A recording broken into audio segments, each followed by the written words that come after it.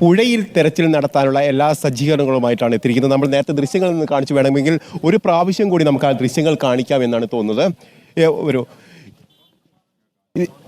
ആ ദൃശ്യങ്ങൾ ഈ ബോട്ടടക്കമുള്ള വെള്ളത്തിലൂടെ സഞ്ചരിക്കാൻ ആവശ്യമായ ബോട്ടടക്കമുള്ള മോട്ടോർ അടക്കമുള്ള സംവിധാനങ്ങൾ അതിനൊപ്പമുണ്ട്. അതോടൊപ്പം തന്നെ ഇവർക്ക് വേണ്ടുന്ന ഓക്സിജൻ അടക്കമുള്ള ഈ നദിക്കടിയിൽ തെരച്ചിൽ നടത്തണമെങ്കിൽ അതിനുള്ള സംവിധാനങ്ങൾ ഇവർക്ക് കയ്യിലുണ്ട്. ഇത്തരത്തിൽ എല്ലാ സംവിധാനങ്ങളും ഫുഡ് അടക്കമുള്ള സംവിധാനങ്ങളോട് കൂടിയാണ് വന്നിരിക്കുന്നത്. ഇവിടെ ശ്രദ്ധിക്കേണ്ടുന്ന ഒരു കാര്യം, ഏതാണ്ട് 18 പേരാണ് സ്വന്തം വാഹനം വിളിച്ച് സ്വന്തം ചെലവിൽ വന്നിരിക്കുന്നത്. ഇവർ ദിവസവും നിത്യക്കൂലിക്ക് പോയി ജീവിക്കുന്ന ആളുകളാണ്, അല്ലാതെ മറ്റേതെങ്കിലും ജോലിയോ സർക്കാർ ജോലിയോ ഒന്നുമുള്ള ആളുകളല്ല. കൂലിക്ക് ജോലിക്ക് പോയി ജീവിക്കുന്ന ആളുകളാണ് ഇത്തരത്തിലൊരു ഇതിന് വന്നിരിക്കുന്നത്. അതും സ്വന്തം ചെലവിൽ ബസ് എടുത്ത് വന്നിരിക്കുകയാണ്. അപ്പോൾ പോലും ഇവർ ടാക്സ് അടച്ചു വരണം എന്നുള്ള ഒരു നിർദ്ദേശമൊക്കെ നേരത്തെ ഉണ്ടായിരുന്നു. പക്ഷേ മന്ത്രി അടക്കമുള്ള ആളുകൾ ഇടപെട്ടതോടു കൂടിയാണ് അതിൽ ചില ഇളവുകളൊക്കെ നൽകിയെന്ന് തോന്നുന്നു. രാഘവേട്ടനൊക്കെ നല്ല പ്രവർത്തനം അവിടെ ഞങ്ങൾ വന്നപ്പോൾ ഉണ്ടായിരുന്നു. പക്ഷെ ഇവിടെ എന്താന്ന് വെച്ചാൽ കേരളത്തിൽ നിന്ന് ബന്ധപ്പെടുന്നുണ്ട്. കേരളത്തിലെ മീഡിയകളാണ് ഇത് യഥാർത്ഥത്തിൽ സമൂഹത്തിൻ്റെ അടുത്ത് എത്തിയത്.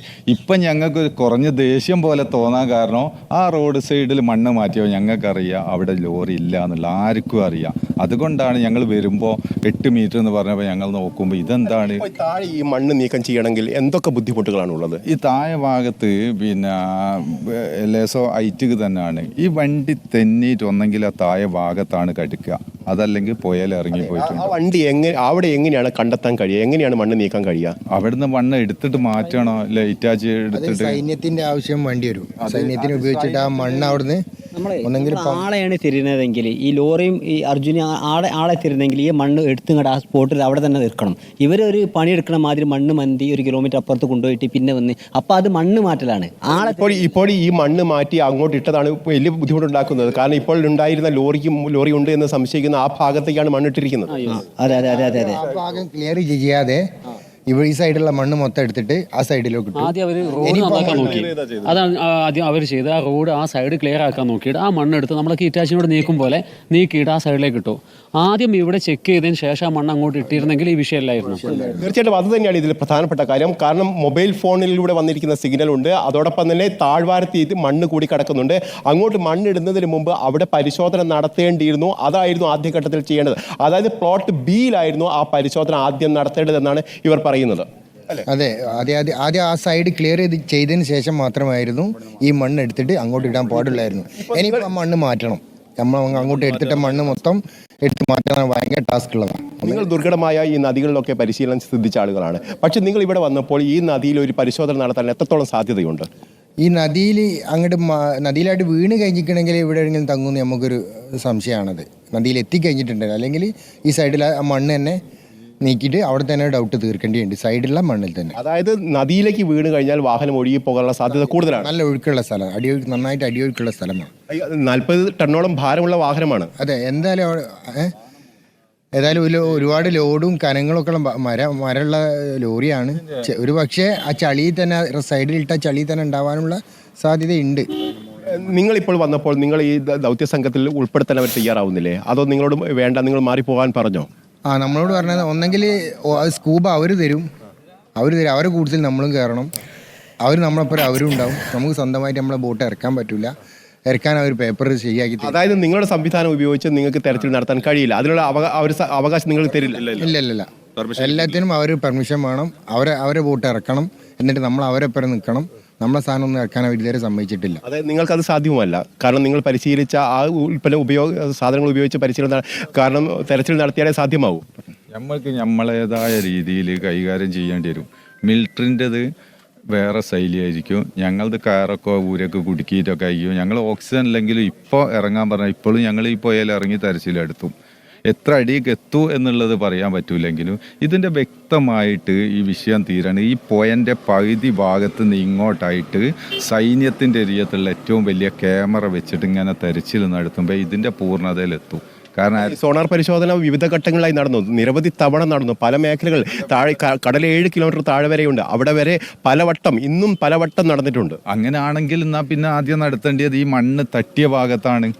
അവിടേക്കാണല്ലോ ആദ്യം മണ്ണ് കൊണ്ടുപോയി. ഈ 2 ഭാഗങ്ങളാണ് ഇപ്പോൾ ഞങ്ങൾ മനസ്സിൽ. ഒന്നെങ്കിൽ ഈ വണ്ടി തെന്നിപ്പോയ പുഴൻ്റെ സൈഡിൽ അവിടേക്കാണ് പൂർണ്ണ മണ്ണ് നീക്കിയിട്ടിരിക്കുന്നത്, അതല്ലെങ്കിൽ പുഴയിൽ അതായത് മല ഇടിഞ്ഞ ഭാഗത്ത് ഏകദേശം എല്ലാ മണ്ണുകളും തീർന്നുകൊണ്ടിരിക്കുകയാണ്. അതായത് ഇവർ കൃത്യമായി പറയുന്നത് ഇത് പുഴയിലേക്ക് ഒഴുക്കിലേക്ക് പോയി കഴിഞ്ഞിട്ടുണ്ടെങ്കിൽ 40-45 ടണ്ണുള്ള ഭാരമുള്ള വാഹനമാണെങ്കിൽ പോലും ഒഴുകി പോകാനുള്ള സാധ്യത കൂടുതലാണ്. അതായത് 7 കിലോമീറ്റർ അകലെയുള്ള ഈ കടലിലേക്ക് പോകാനുള്ള സാധ്യത കൂടുതലാണ്. അല്ലെങ്കിൽ ഇപ്പോൾ ഈ മണ്ണ് തങ്ങി നിൽക്കുന്ന ആ ഭാഗത്ത്, അതായത് ഈ നദിയുടെ താഴ്വരി അവിടെ ഉണ്ടാവണം, അവിടെ തന്നെയാണ് ഉണ്ടാവേണ്ടത്, അവിടെയായിരുന്നു ആദ്യം പരിശോധന നടത്തേണ്ടത് എന്നുള്ള കാര്യം അവർ തർപ്പിച്ചു പറയുന്നു. അതോടൊപ്പം തന്നെ ഇവരുടെ സംവിധാനം ഉപയോഗിച്ച് നദിയിൽ തെരച്ചിൽ നടത്താൻ കഴിയാത്തൊരു സാഹചര്യമുണ്ട്. അത് അധികൃതർ പറയുന്നത് സ്കൂബ അഭിലാഷ് നോക്കൂ, ആ നദീതീരത്ത് ലക്ഷ്മണന്റെ കട ഒലിച്ചുപോയ ഭാഗത്ത് നമുക്കതിന്റെ ഇപ്പോൾ ആകാശ ദൃശ്യങ്ങൾ പ്രേക്ഷകരിലേക്ക് എത്തിക്കാമെന്ന് തോന്നുന്നു. ആ നദീതീരത്ത് ആ ഭാഗം മണ്ണൊലിച്ചുപോയ ഭാഗം, അവിടെ ഒരു വലിയ മൺകൂന ആയി തന്നെയാണ് മണ്ണ് കിടക്കുന്നത്. അത് നേരത്തെ അതിലേക്ക് ഒലിച്ചിറങ്ങി വന്ന മണ്ണുണ്ട്, അതോടൊപ്പം തന്നെ അവിടെ കൊണ്ടുപോയി തള്ളിയ മണ്ണുണ്ട്. അവിടെ ഉണ്ടായിരുന്ന ലക്ഷ്മണന്റെ കടയുണ്ടായിരുന്ന ഭാഗത്ത് അപ്പോൾ ആദ്യഘട്ടത്തിൽ പരിശോധനയെ നടത്തിയിട്ടില്ല എന്നതാണോ മനസ്സിലാക്കേണ്ടത്? അങ്ങനെ അവിടെ ആദ്യം പരിശോധിച്ചിട്ടുണ്ടെങ്കിൽ, ലോറി എവിടെയുണ്ടെങ്കിൽ അത് അപ്പോൾ തന്നെ മനസ്സിലാകുമായിരുന്നല്ലോ. അവരെവിടെയാണ് അപ്പോൾ ആദ്യ ദിവസങ്ങളിലൊക്കെ തെരഞ്ഞത്?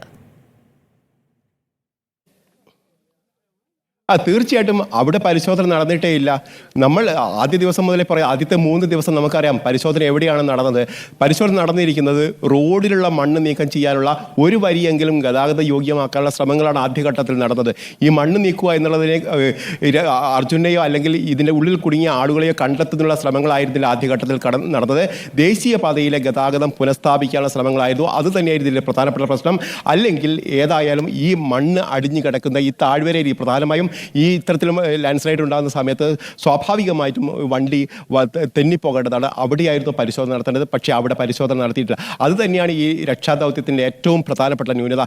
വഴിമാറിപ്പോയി എന്ന് പറയുന്നത് പോലും അതുകൊണ്ട് തന്നെയാണ്. അങ്ങനെ തന്നെയല്ലേ? തീർച്ചയായിട്ടും ഞങ്ങൾക്കും അത് വന്ന് ഞങ്ങളെല്ലാ ഭാഗങ്ങളും നോക്കുക ചെയ്ത്, ഈ മല ഇടിഞ്ഞ ഭാഗങ്ങളും മണ്ണ് നീക്കിയ ഭാഗങ്ങളൊക്കെ ആ ലോറി ഒന്നെങ്കിൽ അതിൻ്റെ അടിയിലായിരിക്കും, അല്ലെ പുഴയിലായിരിക്കും. അതായത് സ്വാഭാവികമായി പരിശോധിക്കേണ്ടുന്ന കാര്യങ്ങൾ പോലും പരിശോധിക്കാതെയാണ് ഇതിനെ രക്ഷാപ്രവർത്തനം ആരംഭിച്ചിരിക്കുന്നത്.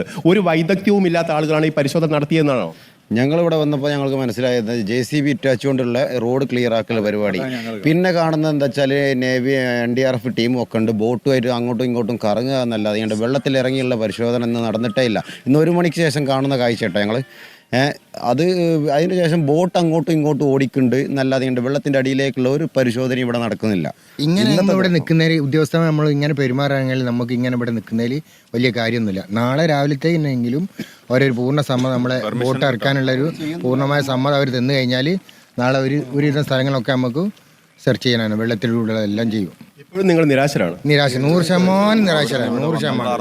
600 കിലോമീറ്റർ ഓടിയിട്ടാണ് ഞങ്ങൾ ഇവിടെ വന്നത്. എല്ലാവരും ദിവസക്കൂലിക്ക് കേരളത്തിനെയും അക്ഷരാർത്ഥത്തിൽ സീറോയിലേക്ക് കാര്യങ്ങൾ നാടിൻ്റെ ഒരു മാനസിക അവസ്ഥ, വല്ലാത്ത അവസ്ഥ. അതുകൊണ്ടാണ് എൻ്റെ വൈഫൊക്കെ എല്ലാവരെയും ഞങ്ങളെ വീട്ടിലുള്ളവരൊക്കെ ഫോൺ എടുക്കാൻ നോക്കുക, കിട്ടിയോ എന്ന്.